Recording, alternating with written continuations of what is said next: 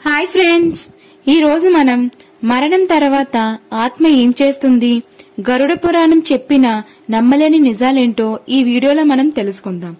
ముందుగా అయితే మా ఛానల్ ఫస్ట్ టైం ఎవరెవరైతే చూస్తున్నారో దయచేసి సబ్స్క్రైబ్ చేసి, లైక్ చేసి, షేర్ చేసి, కమెంట్ చేయండి ఫ్రెండ్స్. ముందుగా అయితే టాపిక్ లోకి వెళ్ళిపోదాం. మనిషి మరణించిన తరువాత ఏం జరుగుతుంది? అసలు ఆత్మ ఉంటుందా? మరణం అంటే ఏమిటి? మరణం తాలూకా రహస్యాన్ని తెలుసుకోవడానికి ఎంతో మంది ప్రయత్నించారు. అసలు మరణం గురించి హిందూ పురాణాలు ఏం చెప్తున్నాయి? మరణం గురించి మాట్లాడాలంటే గరుడ పురాణం గురించే ఎందుకు మాట్లాడతారు? మరణాంతరం జరిగే పరిణామాల గురించి గరుడ పురాణంలో అసలు ఏం ఉంది? పుట్టిన ప్రతి జీవికి మరణం తప్పదు, మరణించిన ప్రతి జీవికి పుట్టుక తప్పదు. తప్పించుకోవడానికి వీలులేని ఈ విషయంలో నువ్వు దుఃఖించడం తగదు అని భగవద్గీతలో జననం మరణం గురించి చెప్పారు. అయితే జననం మనిషికి ఎంతో సంతోషాన్ని కలిగిస్తే మరణం మాత్రం తీవ్ర విషాదాన్ని మిగులుస్తుంది. వాస్తవానికి మనిషికి సృష్టిలో అత్యంత బాధాకరమైన విషయం మరణమే. ఇది ఊహకి అందని, ఊహించలేని అత్యంత క్లిష్టమైన పరిస్థితి. మరణించిన తరువాత ఏం జరుగుతుంది? సమాధిలోని ఆ భయంకరమైన నిశ్శబ్దంలో ఒంటరితనంతో తన తదుపరి జీవితం ఎలా ఉంటుంది? తాను లేని తన వాళ్ళు ఎలా జీవిస్తారు? మరణాంతరం మరుజన్మ ఉంటుందా? ఇవన్నీ ఆ మనిషిని ఒక్క క్షణంలోనే ఎంతో ఉక్కిరిబిక్కిరి చేస్తాయి. నిజం చెప్పాలంటే మరణం కన్నా కూడా అత్యంత భయంకరమైనది వారి మానసిక సంఘర్షణ. ఎందుకంటే ఈ జన్మలో మనం చేసుకున్న పాపపుణ్యాలు బట్టి మరణాంతరం మనం స్వర్గానికి వెళ్తామా లేదా నరకానికి వెళ్తామా అన్నది ఆధారపడి ఉంటుందని మన పెద్దలు చెప్తుంటారు. అయితే తాను చనిపోతున్నట్లు మరణించే ముందు ఆ మనిషికి తెలుస్తుందా? అయితే గరుడ పురాణం చెప్పిన ప్రకారం మనిషి మరణానికి కొద్ది సెకండ్ల ముందే మనిషికి సృష్టంతా కనిపిస్తుంది. ఆ సమయంలో వచ్చిన దివ్య దృష్టితో అతను ప్రపంచానంతటినీ అర్థం చేసుకుంటాడు. కాని ఆ క్షణంలో ఏమీ మాట్లాడలేడు. ఆ సమయంలోనే అతను యమదూతలను చూస్తాడు.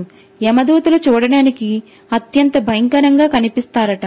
దీంతో మనిషికి నోటి నుంచి ఉమ్మి వస్తూ దుస్తుల్లోనే మలమూత్ర విసర్జన చేస్తారు. శరీరంలో ఎలాంటి చలనం లేకుండా గట్టిగా మారిపోతుందట. చనిపోయిన మనిషికి కేవలం యమధర్మరాజు పంపిన యమదూతలు మాత్రమే కంటికి కనిపిస్తారు. యమదూతల భయంకర రూపం చూసి నోరు కూడా తడారిపోతుంది.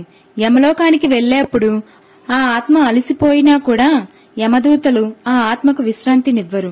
ఎవరైతే దేవుడిని నమ్మరో, అలాగే ఎవరైతే ఎదుటివారి తప్పులను క్షమించరో వారిని యమధర్మరాజు స్వర్గలోకానికి అనుమతించడు. తన కుటుంబ సభ్యులు అంత్యక్రియలు చేస్తున్నారా లేదా, ఆ ఆత్మ శాంతి కోసం కర్మ నిర్వహిస్తారా లేదా అని తెలుసుకోవడానికి ఆ ఆత్మను యమధర్మరాజు క్రిందికి పంపుతాడు. ఒకవేళ కుటుంబ సభ్యులు అంత్యక్రియలు నిర్వహించకపోతే ఆ ఆత్మ భూలోకంలో సంచరిస్తుందట.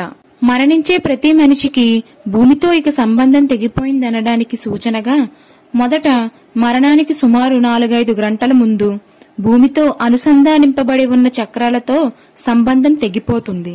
మనకు పెద్దలు చెప్పిన దాని ప్రకారం మరణ సమయంలో అసలు ఏం జరుగుతుందంటే ఆత్మకి శరీరానికి అనుసంధానింపబడి ఉన్న వెండి తీగ తెగిపోతుంది. ఎప్పుడైతే ఈ వెండి తీగ తెగిపోతుందో శరీరంతో అంతవరకు బంధింపబడి ఉన్న ఆత్మకు స్వేచ్ఛ లభిస్తుంది. భూలోకంలో తన కుటుంబ సభ్యులు పెట్టే పిండం ఆ ఆత్మకు యమలోకానికి వెళ్లేటప్పుడు ఆహారంగా ఉపయోగపడుతుంది. యమలోకానికి వెళ్లిన ఆత్మకు అక్కడ యమధర్మరాజు ఆ ఆత్మ ఆ జన్మలో చేసిన పాపపుణ్యాలను చూపిస్తాడు. ఆత్మ ఆ జన్మలో తాను చేసిన పాపపుణ్యాలు బట్టి వచ్చే జన్మలో తన జీవితం ఎలా ఉండాలనేది ఆ ఆత్మే నిర్ణయించుకుంటుంది. మరణం అనేది ఒక ప్రపంచం నుండి ఇంకో ప్రపంచానికి తీసుకువెళ్లే ప్రక్రియ.